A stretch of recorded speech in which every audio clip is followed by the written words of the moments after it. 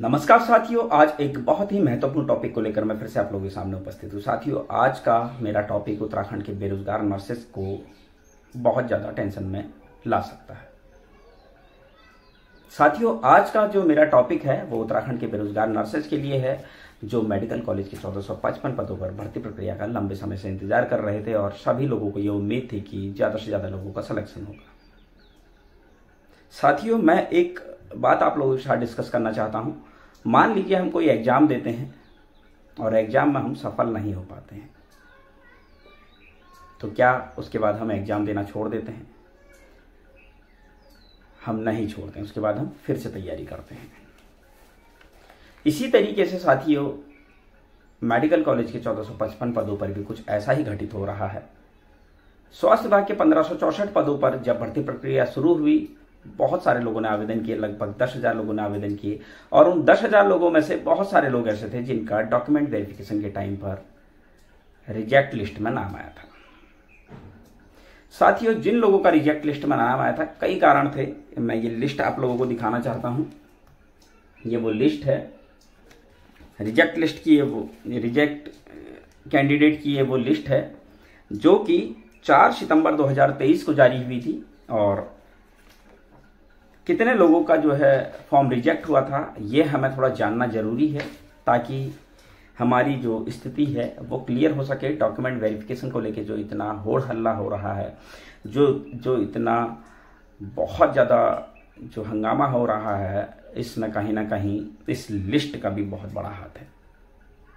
मैं एक चीज़ और कहना चाहूँगा साथियों, जिस तरह से उत्तराखंड के जितने भी नर्सिंग प्रोफेशन के संगठन हैं, नर्सिंग प्रोफेशन से जुड़े हुए जितने भी संगठन हैं, वो पूरी ईमानदारी से अपना काम कर रहे हैं, लेकिन बहुत सारे लोग लगातार उनका विरोध कर रहे हैं। चाहे वो मैं हूँ, चाहे वो नर्सिंग महासंघ है, चाहे वो संविदा में बेरोजगार महासंघ, कोई भी संगठन अगर काम कर रहा है तो लोग अपने घर के अंदर कुर्सी या फिर सोफे में बैठकर उनका विरोध कर रहे हैं। मैं उन लोगों से कहना चाहूँगा, अगर आपको इतना ही गलत लगते हैं हम लोग, तो आप क्यों अपने घरों से नहीं निकल रहे हैं? हम मान लेते हैं कि आप सही हो और हम गलत हैं।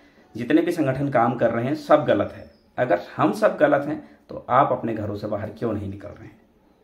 ऐसी क्या परेशानी है? क्या कोई फिजिकल कोई दिक्कत आपको है? क्या आप चल फिर नहीं सकते हैं? क्या आप देख नहीं सकते हैं? क्या आप बोल नहीं सकते हैं? क्या आपके साथ परेशानी है? अगर कोई परेशानी नहीं है तो मैं आपसे निवेदन करूंगा, आप अपने घर से निकलिए और अपने हक के लिए आगे आइए।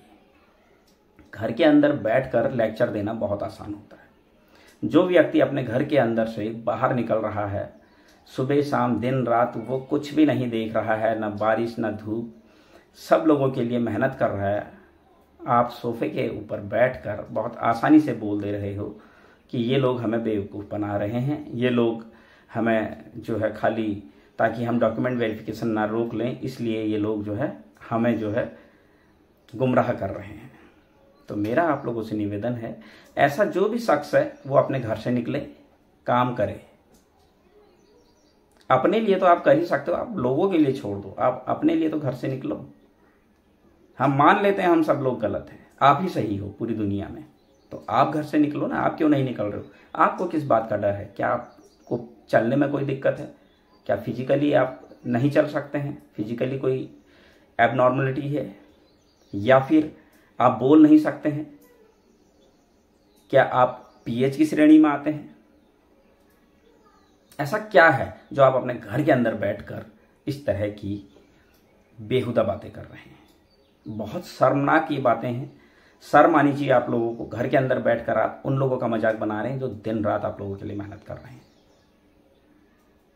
लोगों का हौसला बढ़ाने के बजाय आप लोगों का विरोध कर रहे हैं। ऐसे लोगों का जिन्होंने आप लोगों के लिए काम करने का संकल्प लिया है। बहुत अफसोस की बात है, हमारे प्रोफेशन में ऐसे लोग हैं। ऐसे आप लोगों से हम क्या ही उम्मीद करें? मैं लगातार कमेंट्स देखता हूँ, मैसेज देखता हूँ, आपकी मानसिकता का पता चलता है किस मानसिकता के आप हैं। आप तो अपने पेरेंट्स से भी इसी तरीके की बातें करते होंगे। अगर वो थोड़ा सा अगर कहीं पर आपको 100% नहीं दे पाते होंगे, आपके मन के मुताबिक नहीं कर पाते होंगे, तो आप उनको भी ऐसे ही कह देते होंगे बाहर जाकर कि अरे ये तो ऐसे हैं। क्योंकि आपके मैसेजेस से, आपके कमेंट्स से ये पता चल रहा है आप कैसी सोसाइटी से बिलोंग करते हैं, आपकी मानसिकता किस स्तर की है। जो व्यक्ति दिन रात मेहनत कर रहे हैं उनके साथ खड़े होने के बजाय आप उनको कोस रहे हैं, बहुत शर्म की बात है। शर्म कीजिए। और अगर इतना ही आपको अपने ऊपर भरोसा है तो घर से बाहर निकलिए। अगर नहीं निकल सकते हैं तो बोलिए कि मैं घर से अपने घर के अंदर से बाहर नहीं निकल सकता हूं, मैं कायर इंसान हूं, ये बोलिए आप।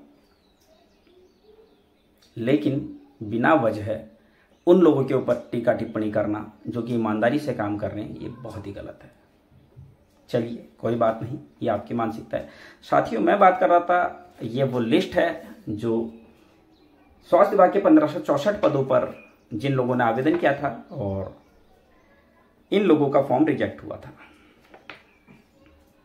आपको जान के हैरानी होगी, महिला डिप्लोमा धारक जो महिला डिप्लोमा धारक कैंडिडेट्स थे, अभ्यर्थी थे, डिप्लोमा धारक 91 कैंडिडेट्स के फॉर्म रिजेक्ट हुए थे। 91, आप समझिए, 91 के फॉर्म रिजेक्ट हुए थे। ये बहुत बड़ा आंकड़ा है। जाहिर सी बात है, जब इनके फॉर्म रिजेक्ट हुए थे और वहाँ इनको अप्लाई करने का मौका नहीं मिला तो इन्होंने अपने डॉक्यूमेंट्स जो भी इनके गलत हुए थे वो डॉक्यूमेंट्स सही किए होंगे। उसके बाद ये यहाँ आए होंगे और मेडिकल कॉलेज में इन्होंने अप्लाई किया होगा।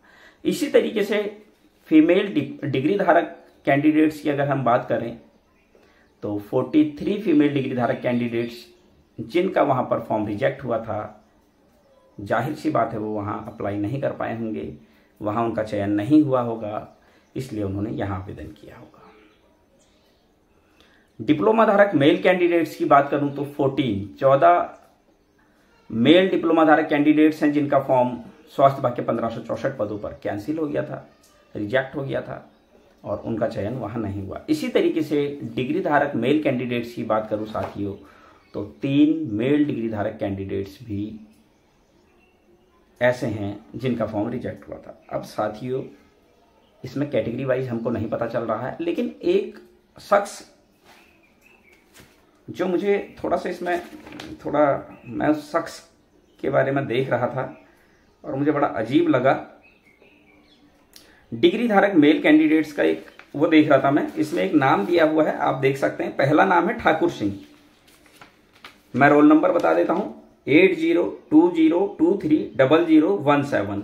रजिस्ट्रेशन नंबर है 10040141755। अब साथियों, कॉज ऑफ रिजेक्शन मैं थोड़ा कंफ्यूज हुआ, मैं बहुत डाउटफुल रहा। कॉज ऑफ रिजेक्शन जरूर सुनिए आप। कॉज ऑफ रिजेक्शन में दिया हुआ अभ्यर्थी द्वारा आवेदन पत्र में वांछित अनिवार्य अर्हता के क्रमांक 12 में क्या अभ्यर्थी अथवा अभ्यर्थी के माता पिता पति पत्नी आर्मी पैरामिलिट्री केंद्र अथवा राज्य विभाग में जिनकी सेवाएं उत्तराखंड राज्य से स्थानांतरण नहीं हो सकती है कार्यरत हैं, कॉलम में हाँ अंकित किया गया था तथा अभिलेख सत्यापन के समय यह अवगत कराया गया कि उसकी पत्नी डिस्ट्रिक्ट हॉस्पिटल उत्तरकाशी उत्तराखंड में दिनांक 2 फरवरी 2017 से कार्यरत है। मुझे समझ में नहीं आया, मतलब पत्नी का क्यों दिया जा रहा है? आप कहां के मूल निवासी हैं, आपने ये देना था। आप अपने डॉक्यूमेंट्स देते, आप पत्नी का क्यों इसमें मेंशन कर रहे हैं? आप फिर से समझिए, ठाकुर सिंह जी ने क्या बताया है, उन्होंने गलती से उसमें हाँ कर दिया था। उसके बाद उन्होंने जब डॉक्यूमेंट वेरिफिकेशन हुआ उस टाइम पर उन्होंने बताया कि उनकी पत्नी डिस्ट्रिक्ट हॉस्पिटल उत्तरकाशी उत्तराखंड में 2 फरवरी 2017 से कार्यरत है, परंतु अभ्यर्थी द्वारा अभिलेख सत्यापन दिवस में संबंधित व्यक्ति के विभागाध्यक्ष द्वारा इस आशय का कि वह व्यक्ति सैनिक अर्धसैनिक बलों में कार्यरत तथा राज्य सरकार अथवा उसके अधीन स्थापित किसी राजकीय अथवा अर्धशासकीय संस्था में नियमित पदों पर नियमित रूप से नियुक्त उत्तराखंड राज्य को ऐसा कर्मी है जिसकी सेवाएं उत्तराखंड से बाहर स्थानांतरित नहीं हो सकती है, कार्यरत है का प्रमाण प्रस्तुत नहीं किया गया। अतः अभ्यर्थी को अनर्ह घोषित किया जाता है। अब एक चीज, इनको रिजेक्ट लिस्ट में तो डाल दिया, अभी एक चीज और है, हमें ये पता चला है कि इनको ज्वाइनिंग मिली है और बागेश्वर डिस्ट्रिक्ट हॉस्पिटल में इनको ज्वाइनिंग मिली है। तो साथियों, अगर पत्नी के बिहाफ पर इन्होंने अप्लाई किया है तो हमको ये जानना भी जरूरी है ये कहाँ के हैं, इनका मूल निवास कहाँ का है, ये व्यक्ति कहाँ के हैं, और ऐसे कितने लोग ऐसे और हैं जिनका सिलेक्शन इस तरह से हुआ है। ये बहुत बड़ा मुद्दा है साथियों। आखिर ये कौन लोग हैं और किस तरह से इनको जो है ज्वाइनिंग मिली है, ये जानना हमारे लिए बहुत जरूरी है। साथियों, ये लिस्ट है, इसमें हो सकता है और कुछ लोगों ने फिर डॉक्यूमेंट्स जमा कर दिए हो, उनका सिलेक्शन हो गया हो। ये चीजें तभी बिल्कुल स्पष्ट होंगी जबकि हम इस लिस्ट का मिलान चयनित अभ्यर्थियों की लिस्ट से करेंगे। मेरा आप सभी साथियों से विनम्र निवेदन है, किसी के ऊपर बिना वजह टीका टिप्पणी ना करें। आप खुद घरों से निकलें, खुद मेहनत करें, आपके भविष्य का सवाल है, आपको भी घर से निकलना चाहिए। और दूसरी बात, हर एक चीज को बहुत बारीकी से देखें, चीजें किस तरह से उलझ रही है, किस तरह से सुलझ रही है। हमको इस मैटर को सुलझाना है, ना कि उलझाना है। जितने भी पदाधिकारी कार्य कर रहे हैं, सभी लोग पूरी ईमानदारी से काम कर रहे हैं। अगर आप लोग इसी तरीके से उनका विरोध करेंगे तो उनका भी मनोबल टूटेगा और वो भी आप लोगों की तरह घर पर बैठ जाएंगे। फिर आप क्या करिएगा, ये आप जरूर सोचिएगा। और जो भी साथी इस तरीके से विरोध कर रहे हैं, प्लीज़ थोड़ा सा समझें कि आप क्या कर रहे हैं। क्या इस तरह से विरोध करने से आपका भला हो रहा है? क्या इस तरह से विरोध करने से किसी को कुछ फायदा है? अगर आपको सही मायने में हम पर भरोसा नहीं है तो आप घरों से निकलिए ना, अपने लिए मेहनत कीजिए। आप भी तो कर सकते हैं, स्पेशल हम कुछ नहीं हैं। जैसे आप हैं वैसे हम भी हैं, बस हम घरों से बाहर निकलना जानते हैं। और वही चीज़ आपको भी सीखनी पड़ेगी। अगर दूसरे के ऊपर भरोसा नहीं है तो खुद घरों से निकलिए। उम्मीद करता हूँ मेरी बात आप लोगों को समझ में आई होगी। उम्मीद करता हूँ जो भी आप बात कहेंगे बहुत सोच समझ के कहेंगे, जो भी स्टेप लेंगे बहुत सोच समझ के लेंगे, बिना वजह इस तरह का हल्ला नहीं करेंगे। धन्यवाद।